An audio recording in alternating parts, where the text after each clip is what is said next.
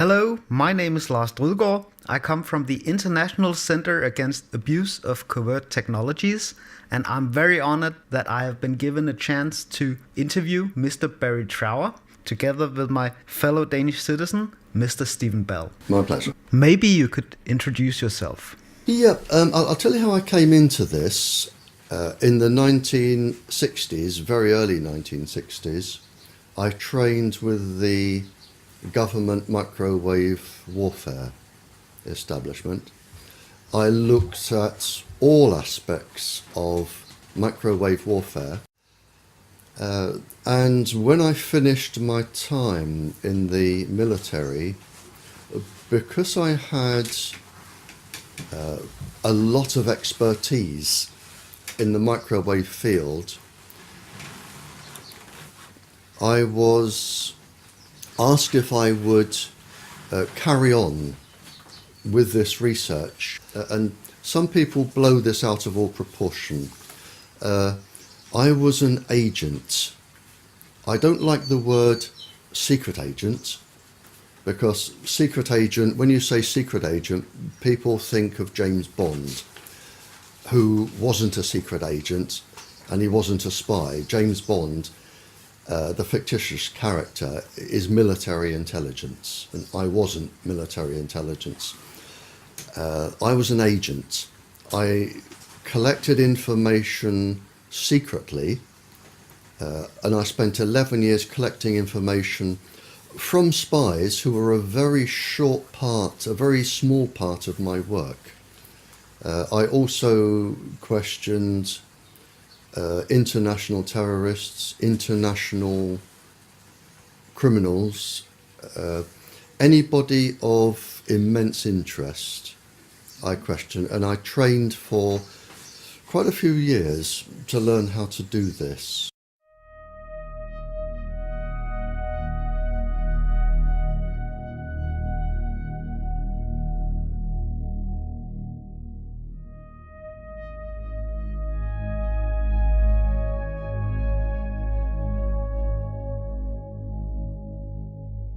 They found that there was an unusual number of breast cancers, childhood leukemias, other cancers, and they couldn't work out why. So they changed some of the staff, and then they went down with leukemias and cancers. And again, they changed the staff, and then they looked into this and found they were being microwaved.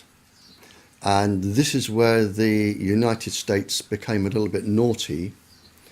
They decided to keep this quiet. The Americans used their own people as initial guinea pigs to develop their own weapons. And then when it was discovered what was going on, initially there was a denial that you always get. Then there was a cover-up report, and finally a very renowned professor, I think he has about 18 professorships, John Goldsmith, he wrote the definitive proper report and found that low-level microwaves were causing an enormous amount of cancers and leukemias and ill effects. And by then, everybody was leaping onto the microwaves as stealth weapons, and they go from there, which was the 50s, right up to and including the present day.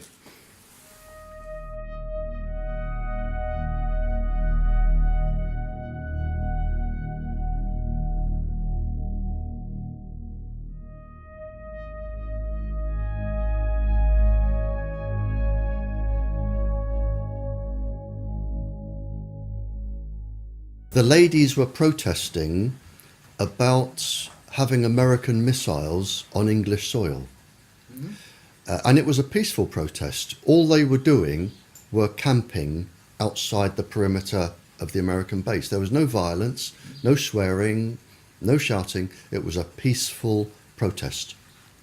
And it was found that from the American base, the ladies were being microwaved, and it was actually measured. They were being microwaved to make them sick.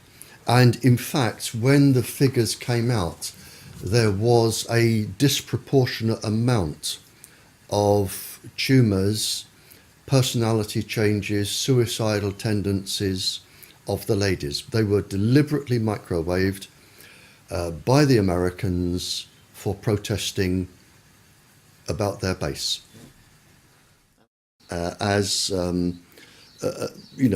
With one pulse frequency, you can just make people so suicidal, they can't be bothered to act like a demonstrator anymore. All they want to do is sleep or lay in bed all day. So if you're targeting demonstrators, you make them suicidally depressed, and they don't care about demonstrating anymore because they're too upset. Whereas if you want to cause a specific psychiatric illness, you would have an infrared device that followed the person, and you would link it to a pencil-thin microwave source, so the microwave beam would always target a specific gland or a specific part of the brain or an eye or a heart. So you would have them being targeted. They can cause insanity, and it was an experiment. One of the experiments was to take an ordinary sane person, cause insanity, and have a psychiatrist who was unknown to everybody diagnose schizophrenia or paranoia or a psychiatric illness. That was a successful outcome, and the person would spend the rest of their life in an asylum in misery, but to the government scientists that was a success. Well, it's a guinea pig locked up. Oh yeah. I mean, humans. The difference between humans are like guinea pigs. If they want to experiment on you, by the thousands they will, and you can be driven to insanity and death, and you just become a tick in a box, without any so much as a feeling. Yeah, and this is what they do, and this is why they are above the law.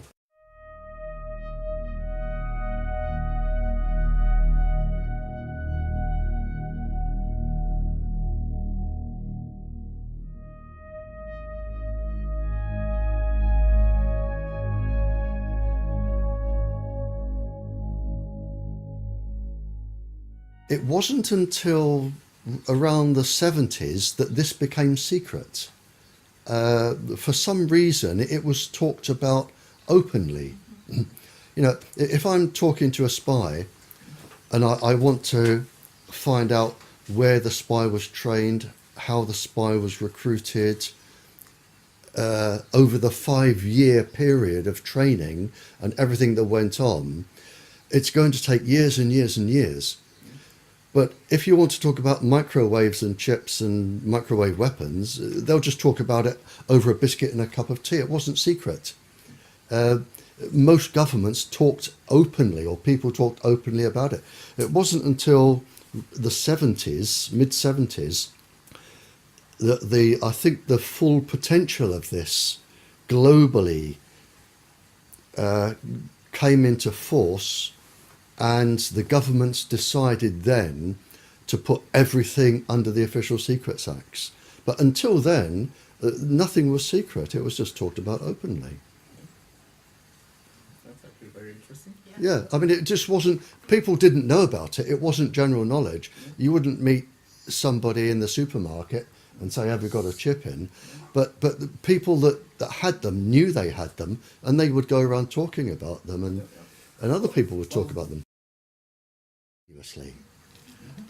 Whereby with the special forces you could send down, if you had an idea roughly what country they were in, you could send down a beam from a satellite. The chip would be switched on by the beam, energized, and would send a signal back. You've got that type of chip. The other type is when it is pulsing continuously to stimulate, let's say, a gland in the body at a set frequency to produce a specific chemical that will produce a specific biochemical response in the brain. So you can have one working permanently, and you can have them working intermittently, and you can have them that will only work if they are stimulated. Yeah, I mean, voices are the easiest ones because all you have to do is stimulate the cochlea with a set resonant frequency. It's very easy. Voices are very easy, and it isn't people imagining voices. They physically hear them. They physically hear, as I'm talking to you, my voice isn't inside your brain. My voice goes no further than an inch into your ear, no further at all. It's the electrical signal that makes you interpret how I sound. And once you've got this electrical signal, which can be a chip or lots of things, you can physically make people hear voices, certain voices. And it can be any conversation, and it can be anybody you want to hear. It can be a soft, angelic voice. It can be a god. It can be something that scares you, like a devil. It can be anything.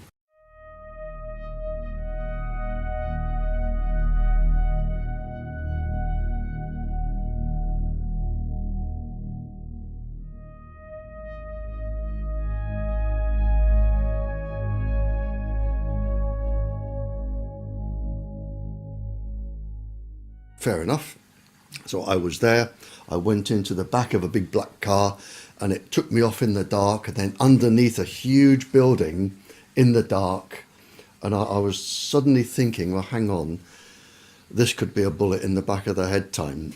I'm getting uncomfortable here. But he took me out and took me to a room, and he said, I'm an international scientist.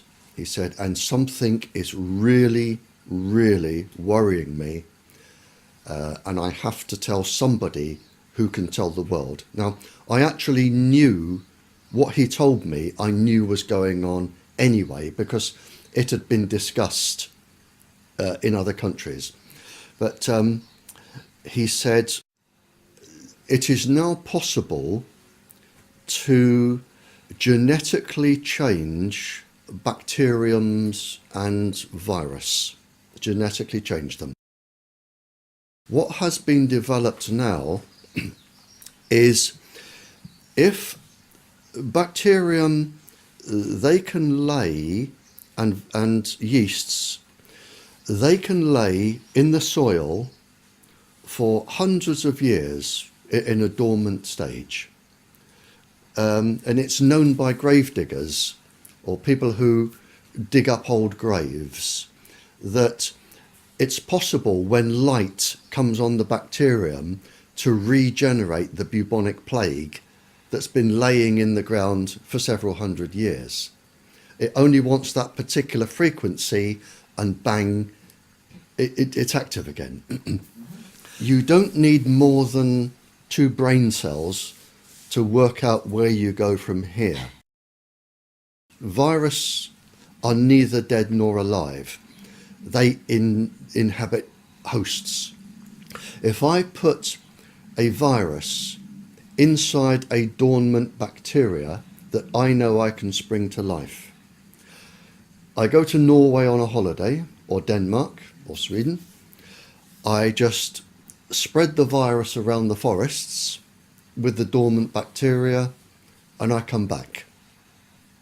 And I can wait, if I like, 100 years, 200 years, or 2 hours. Makes no difference to me. And then all I have to do with HAARP or a similar device is put the frequency, the microwave frequency off the ionosphere, down onto Norway. Whenever I feel like it, the virus will spring to life because their host has sprung to life. This is where we are. So countries can now, just by introducing bacteriums and viruses and whatever, they can totally devastate the economic possibilities of another country. But doesn't that mean that we are in a new Cold War and that the entire military is obsolete? Oh, you're absolutely right. We are in a new Cold War. And this is why countries are developing this. I mean, really developing this. And this is why all of the microwave transmitters are going up everywhere. Because somebody, if they wanted to, could use them for other effects. The system is up and running.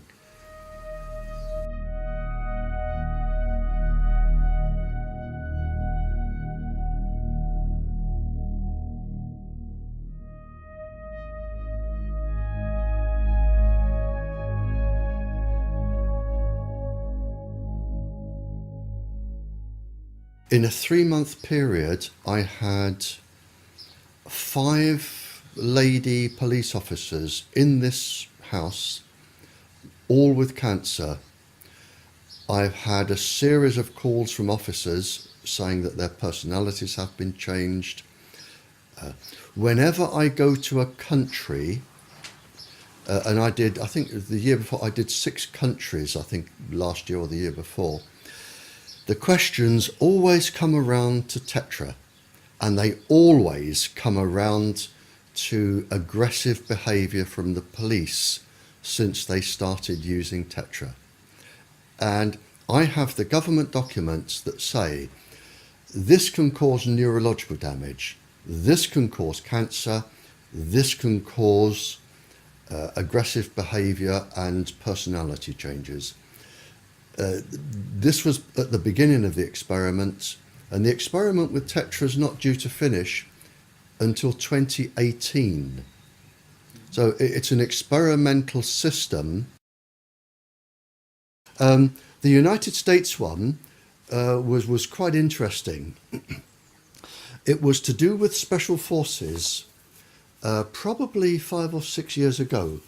They came back from a mission, and of the 6 or 8 gentlemen that were in the special forces, 5 of them, I believe, went home. I think it was 5 or 6 went home and severely beat their wives or children or both, where some of the wives died, some ended up in hospital, but they were severely beaten.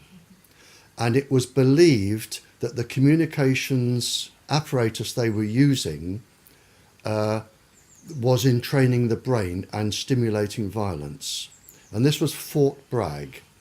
Now, I either had a phone call from Fort Bragg or I had a phone call from the embassy to ask if I knew what frequencies could cause this. Because I ended up talking to each. And I said, don't tell me, I will tell you what frequencies they have been using. Now, the special forces don't just hold them up, they're on permanently. So we're talking massive entrainment, far beyond what the ordinary person would suffer. But it induced such a level of entrainment and violence. So I told them what frequencies I believed they would be using. I sent them documentary evidence, and the whole thing was hushed over, and it was on the news, but then they obviously, I would imagine, changed the frequency.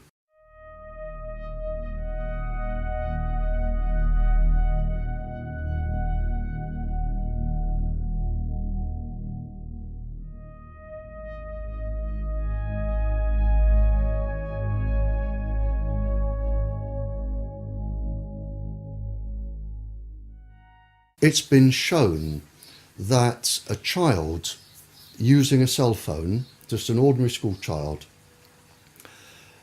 If the child uses the phone for just 2 minutes, the brain waves can take up to 2 hours to return to normal. 2 hours. And that's been published. Now, in those 2 hours, the child's brain is not acting as it should, and it could demonstrate itself in a number of ways. For instance, if the child were in school and made a quick call from the playground, it could be lack of concentration, hyperactivity, bad behaviour. It could be anything like that. And that would slowly ease off over 2 hours. Now that's just from 2 minutes. Now if a child makes a phone call every couple of hours, the brain is going to be entrained permanently. And it's already been published by the industry that a child using microwaves just before bed will have his or her sleep totally disrupted by entrainment. I cited, I think, 200 schools in Europe where a transmitter had been put in or near the playground where they had leukemia clusters. Some of our own MPs here have stood up in Parliament to say that they have 11 children under the age of 11 with leukemia around a transmitter, or 18 children. I mean, it's so. I mean, cancers are reaching epidemic proportions. There are lots of different types of cancers coming up now. I know in China, they've just had a 3,000% increase in parotid gland cancer, which is the side of the face where you would hold a mobile. We're getting cancers of the eye coming up. Obviously, brain tumours. In fact, brain tumours are quite enormous now in terms of numbers.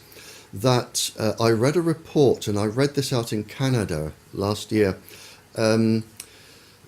People are so worried about the numbers of brain tumours that they've re-diagnosed 10,000 brain tumours as endocrine cancers to take them off the statistics. And I do know that in the European Union, we have been told that cancers are at epidemic proportions, and we're talking generally cancers between the ear and the brain.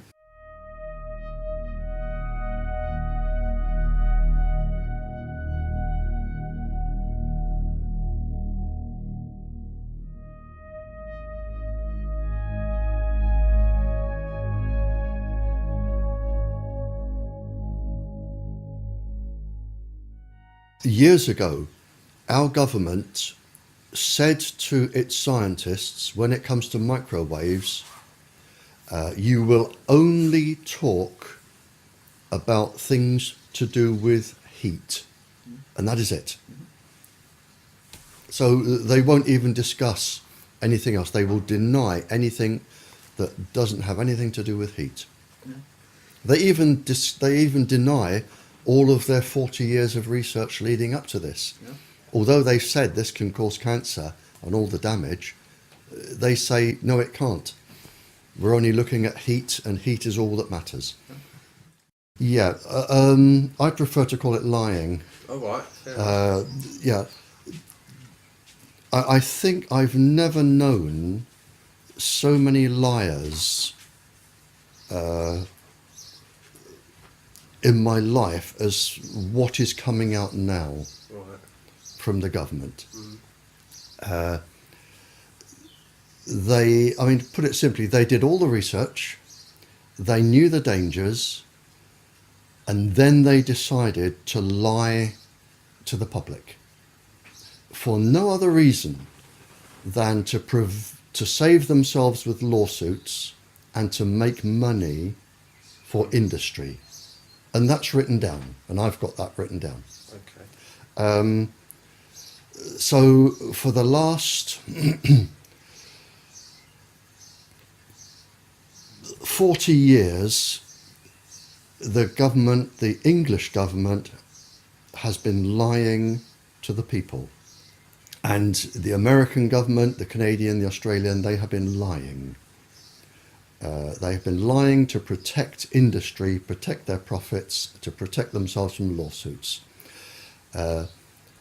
So they are really just liars, and it's provable. I made a statement in Birmingham, in this country, probably 15 years ago, and I haven't changed it since.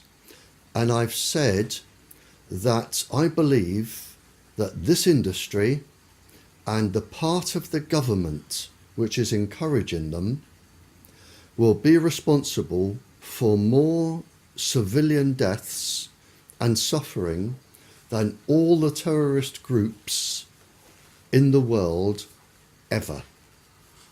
And with the growth of the industry over the last 15 years, I would say now that these people are probably going to cause more death and suffering than the entire Second World War. And is that genocide? Yes, without a shadow of a doubt. And are they going to get away with it? Yes, because they are untouchable. They are outside the law. Who is actually behind those decisions? Is this sanctioned by the WHO? Sanctioned by the World Health Organization, without a shadow of a doubt. It is the same people. It's the same people sit on the ICNIRP certificate. They sit on our government's Health Protection Agency, sit on the World Health Organization. It's the same people. It's the same people. There's probably no more than 20 of them. But they are going to, in my opinion, commit the worst genocide this planet has ever known. Not just people, but animals, plants. They are probably going to cause more destruction than a global war. And in several hundred years' time, people will look back, whoever survives, and look at what we try to do to stop them.